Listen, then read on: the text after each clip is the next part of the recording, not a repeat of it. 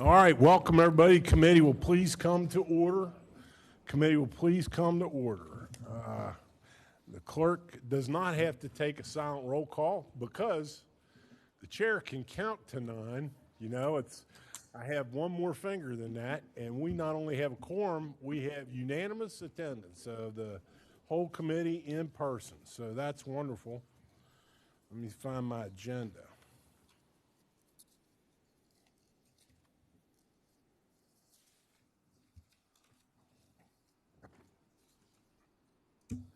All right, I'll recognize the vice chair for a motion regarding minutes. Senator from Preston. Thank you, Mr. Chairman. I move the approval of the minutes as written.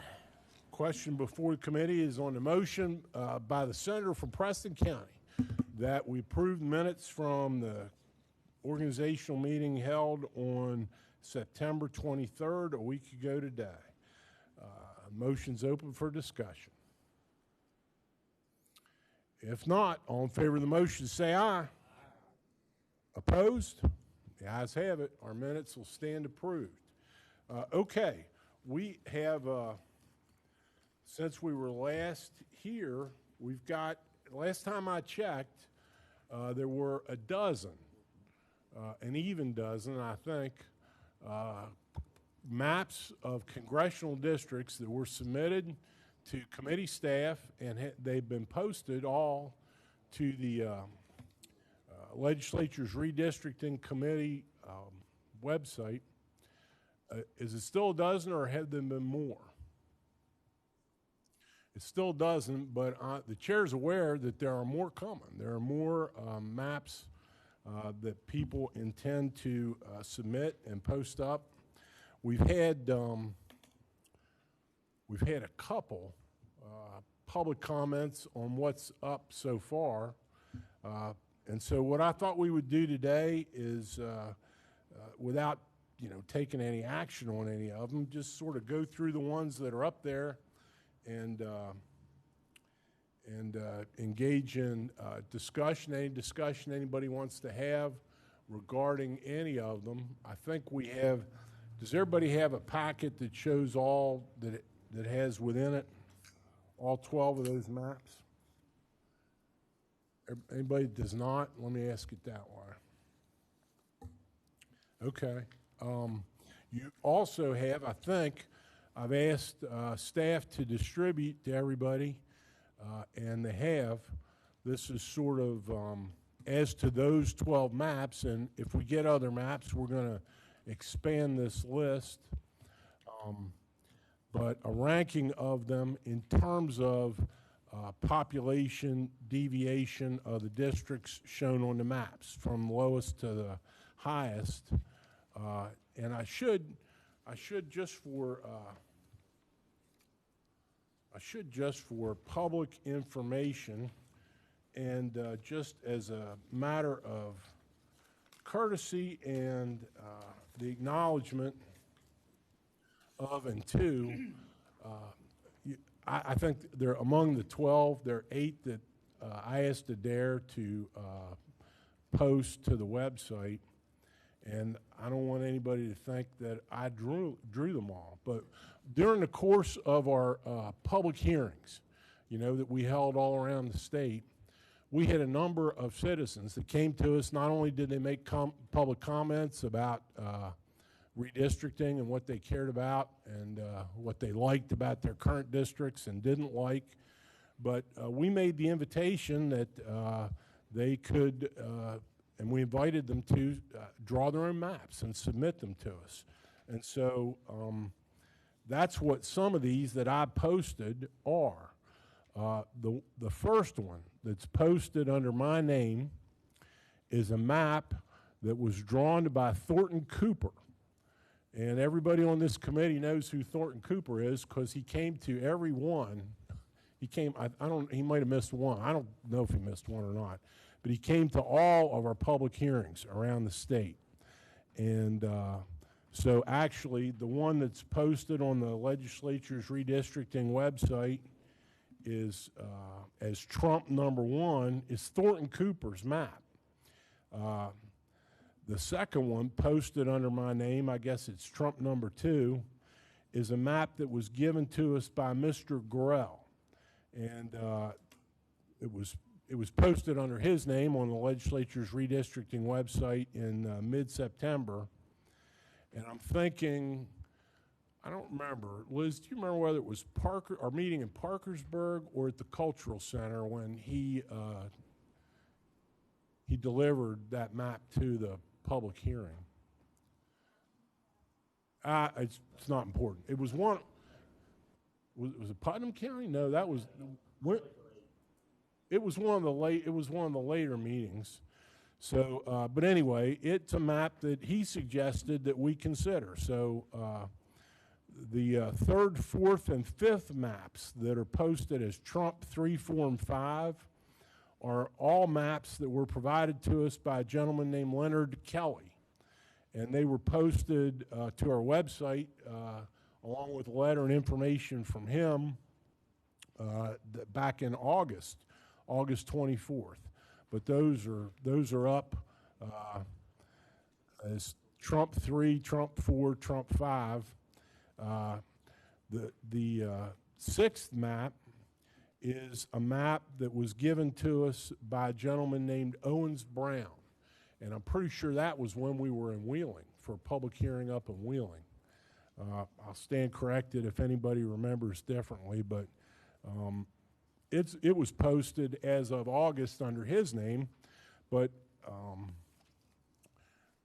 the seventh map is a map that was appeared in the Weirton Times.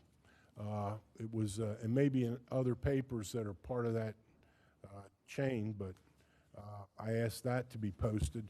But I guess what I wanted to say is that I think all of us, are grateful for the input that we had from citizens who came to our public hearings, and especially those who took the time and trouble to make maps and give them to us. And I just sort of felt like anybody that went to all that effort deserves at least to have his map be in a packet of maps that, we consider and look at. And so, as I said, I think we have more which are coming, but in the handout, everybody's got this. A single sheet shows as to each one of those maps what the population deviation is from the exact numerical mean. So, with that said, I'm going to just lay the floor open now for anybody who seeks recognition. I know at least 3 other members of this committee have posted maps, and I'm happy to recognize anybody who wants to initiate a discussion. I don't think we have to take them in any particular order. There is Thornton Cooper. I see him now in our audience. And so, Thornton, I'll thank you in person for providing us a map. I don't know whether you were in here for all that I just went through, but your map congressional map that you proposed has been posted to our website as Trump number 1. And I want you to make sure I'm not trying to claim credit for your cartography, but I thank you and the others who gave us maps, and I'm hoping that we'll get into some discussion and consideration of all of them. And I'll say again, I've been told in the last 2 days that we're going to have more coming. I'm aware of other members of the Senate who want to submit through members of this committee maps of proposed congressional districts. So the floor is open. The chair recognizes a senator from Cabell County. Thank you, Mr. Chairman.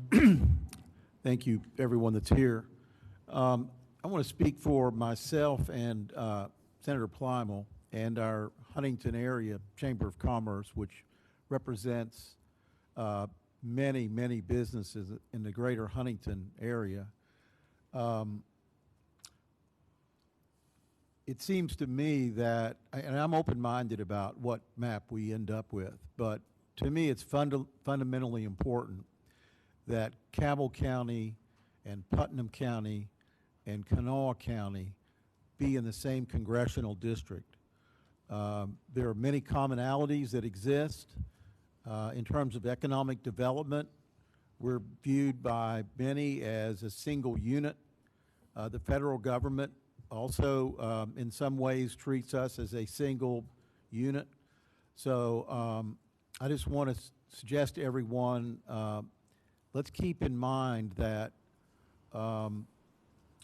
you know, Southern West Virginia is you know, has a long way to go, and we see ourselves as a part of Southern West Virginia, and dividing up those three communities and those three areas, Cabell, Putnam, and Kanawha, I think would be counterproductive to our economic development efforts and would be a very negative event should a map like that ultimately be adopted.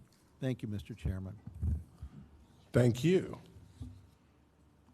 I was trying to count, and I just lost count, but I would think it's safe to say that a majority, there are a few maps out of the dozen that we've got before us that divide those three counties, but a majority of the ones that we've got that have been posted to our website do not. Anybody else?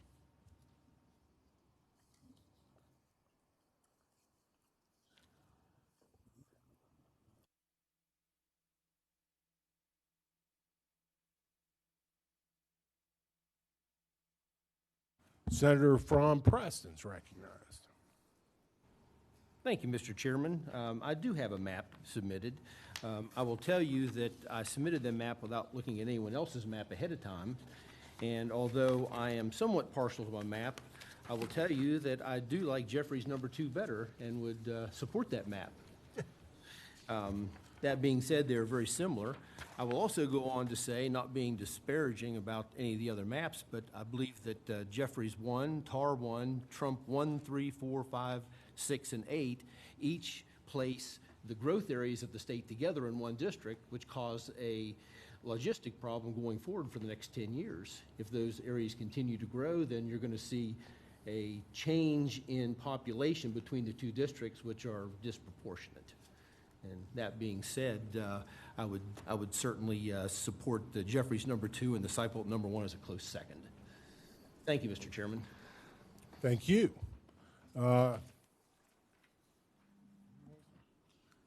Chair recognizes the senator from the 8th. Thank you, Mr. Chairman. I'm going to echo the senator from Preston.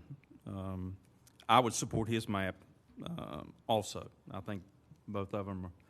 There's a divide there. The Interstate 79 corridor is a divide that keeps the Martinsburg area, the Eastern Panhandle area, divided from the Morgantown area, and that way you got two areas that are growing that can filter the southern parts of West Virginia, and so I would support either one of those two maps.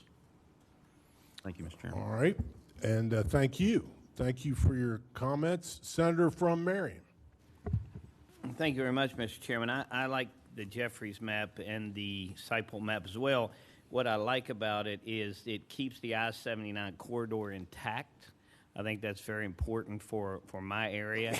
I think the I-79 thought process years ago was to connect Pittsburgh to Charleston, and it's done that. I think that's a good growth area. There's a lot of common interests up through there, and I would like to see that or some similar version of that, Mr. Chairman, to keep that I-79 corridor intact. Thank you. Thank you. Senator from Cabell.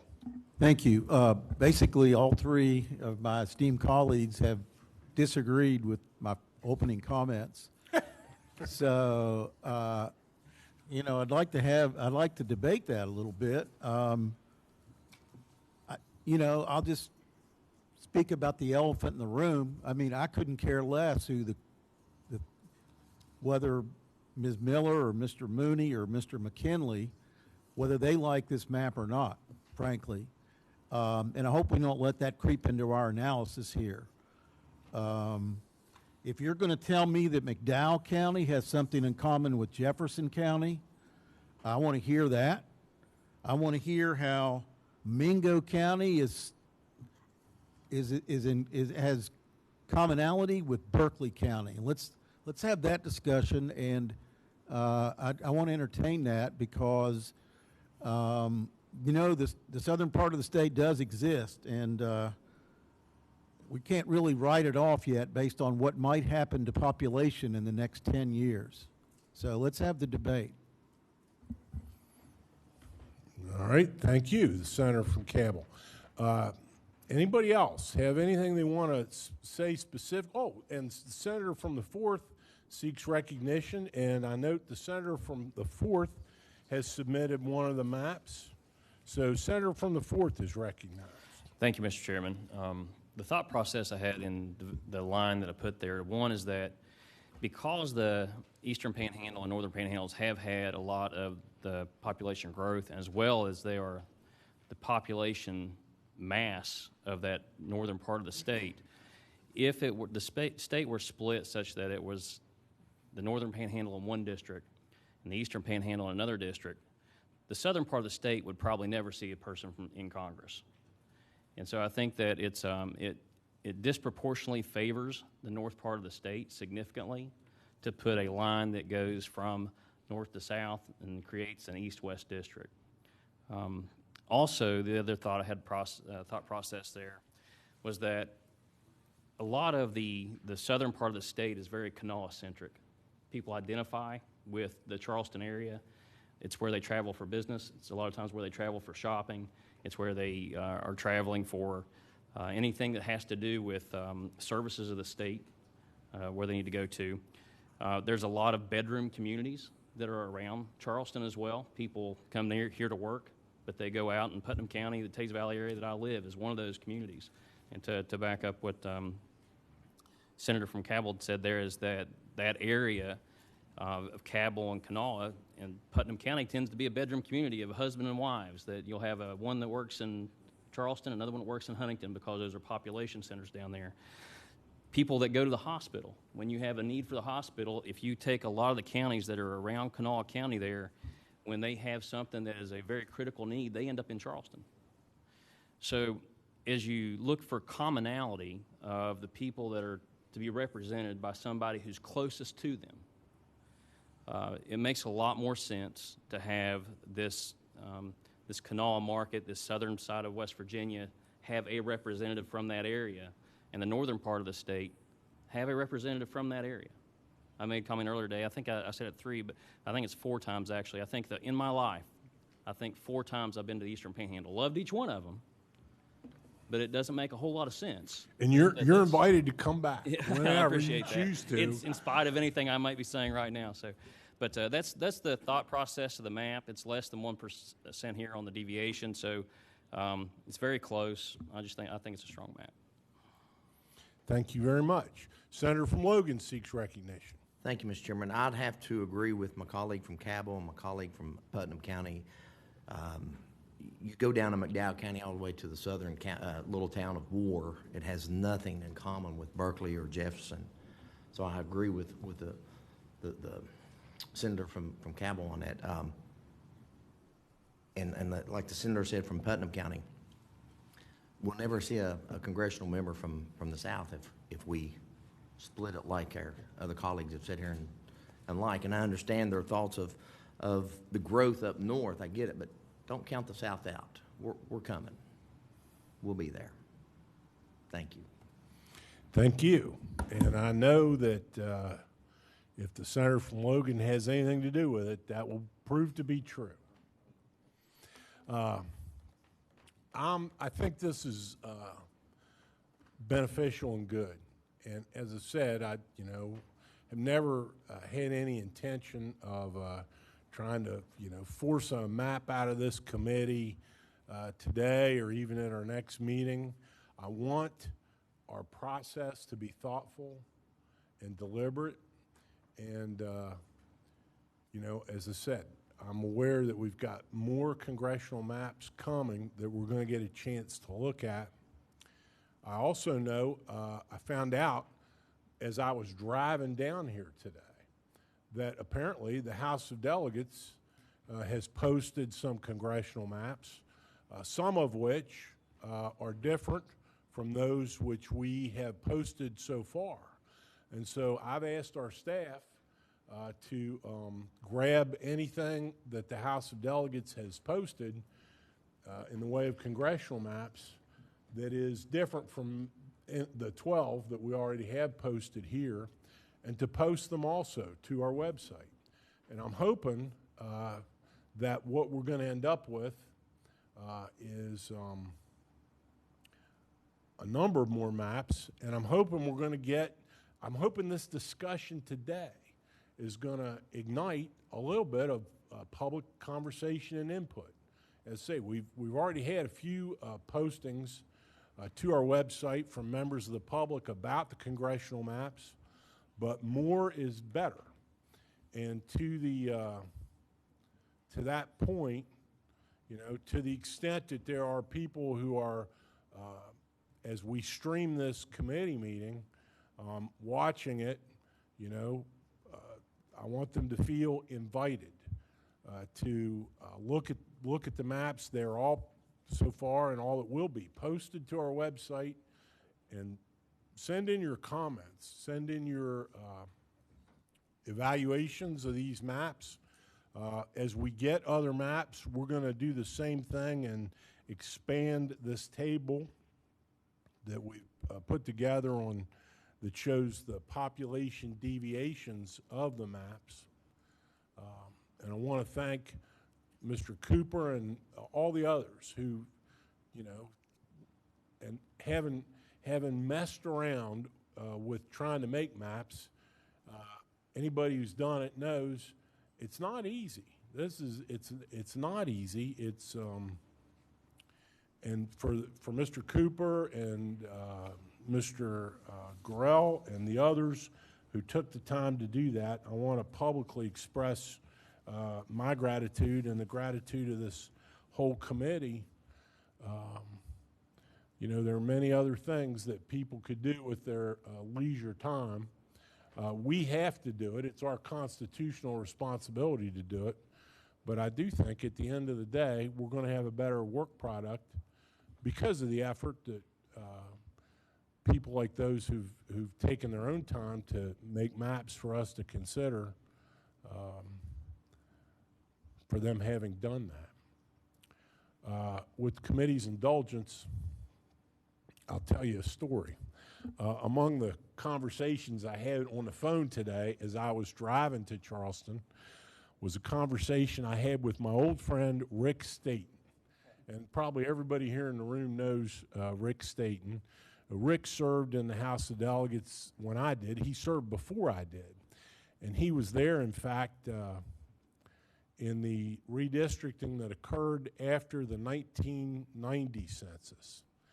And I was not there then. I came the next year. But Rick rose to be the chair of the Judiciary Committee and the majority leader of the House of Delegates. But he was involved in the redistricting that occurred after the 1990 census. And he was complimenting us and our staff on the postings we've done so far. You know, the maps and the comments from the public that we've already been able to post, and was talking about just the difference in technology from 30 years ago till now. And he told me a story that I did not know. But he said that for the redistricting project in 1991, the legislature didn't have a computer that could handle the data.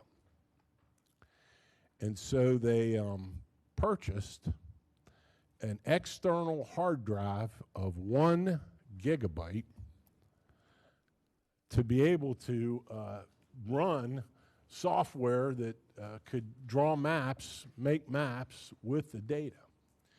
And he said that his memory of it was that the cost was $250,000 for a hard drive of 1 gigabyte that is a fraction of what's on everybody in this horseshoe has a cell phone that has 250 times that, right? And computing power and memory. But that was the way it was in just 30 years ago. And he said there was no way to do what we're doing now, which is, posting maps to the website and making it so that all the citizens of West Virginia can see in, some detail what we're doing and what we're considering. And I think that's a really important part of the process, and we're lucky. He said, and there isn't anybody here who was in the legislature then, but he said the chair of the redistricting committee in the House was Delegate Charlie Dameron. And so I remember Charlie, maybe others here do.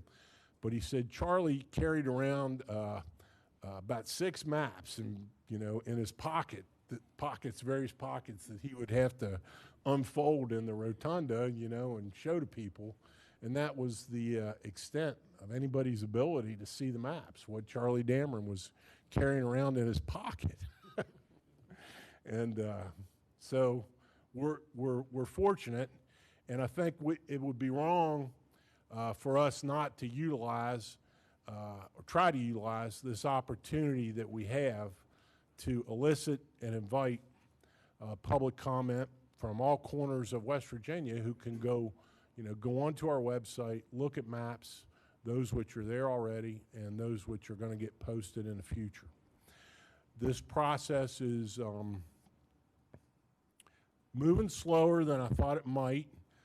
I don't think we're going to have a meeting tomorrow, and I don't think we're going to have one on Monday. I think our next meeting's probably going to be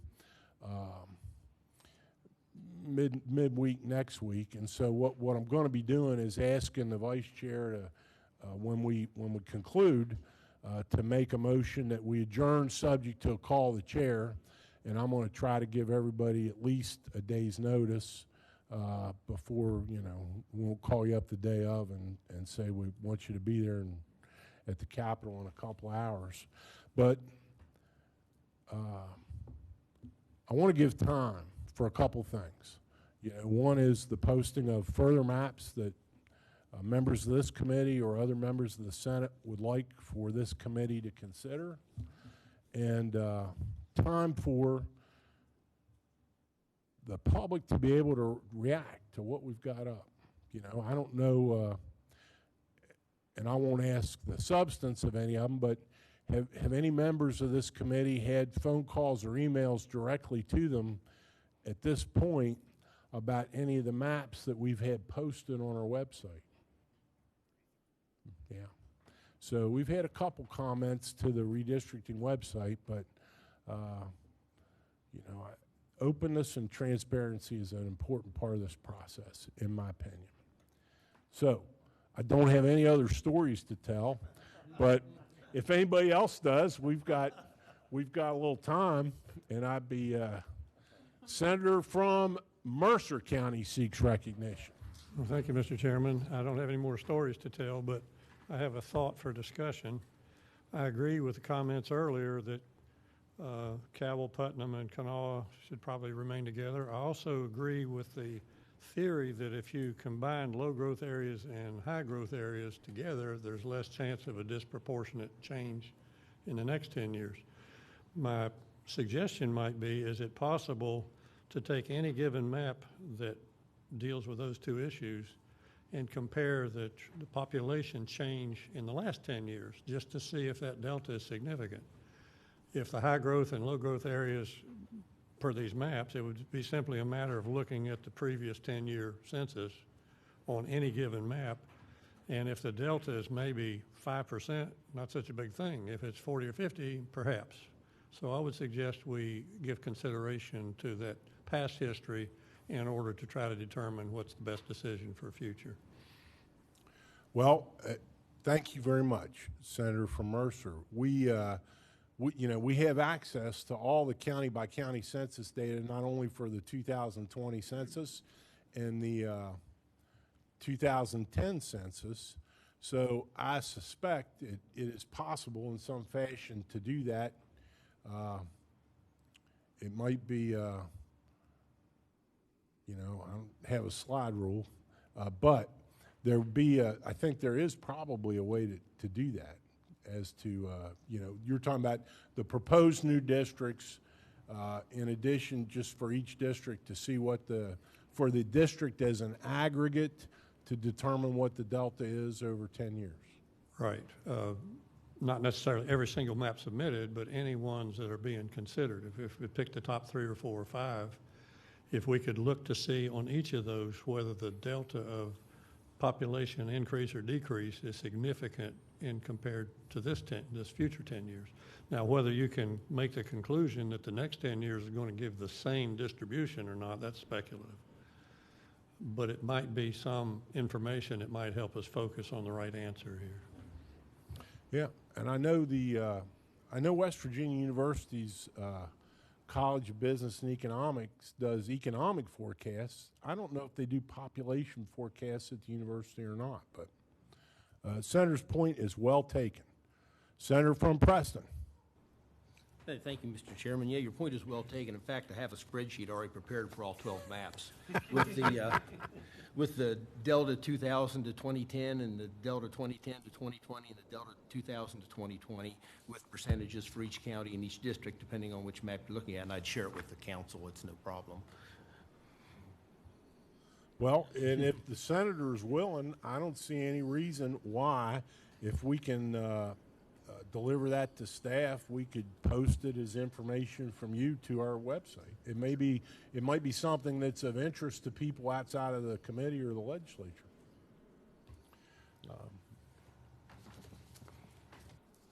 Senator from the 8th.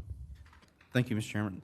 To my understanding, we are not drawing any maps while we are in committee. Is that correct?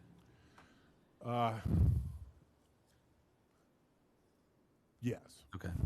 Well, I mean, I've heard from a number of senators sitting in here that they have a concern, and rightfully so. After I sit and think about it, I understand and see what they're getting at about as far as trying to keep Cabell, Putnam, and Kanawha together. So I believe after this meeting, I'll look about trying to shift that down and move that around and be submitting another map for that first and second congressional district then. So it's a point well taken. So. Senator from the 8th is absolutely welcome to do that, as is every other member of the committee. We are, the dozen maps that we've received so far and have posted is by no means the universe of maps. I will say also, I don't think it's too early for anybody to start submitting and posting to the website maps of a proposed division of the state into senatorial districts. Now at our organizational meeting, the vice chair, our colleague from Preston, said that, I believe is the exact quote, might be in the minutes, is that we should start with the congressional districts because that will be easier. I think easy was the word he used, and I remember thinking he's such an optimistic person. I'm glad for his optimism, but and so and that was the sentiment of the committee generally, to start on the congressional districts. That said, anybody who wants to post for public consideration and for ultimate consideration by this committee a map of senatorial districts is absolutely welcome to do so at any time.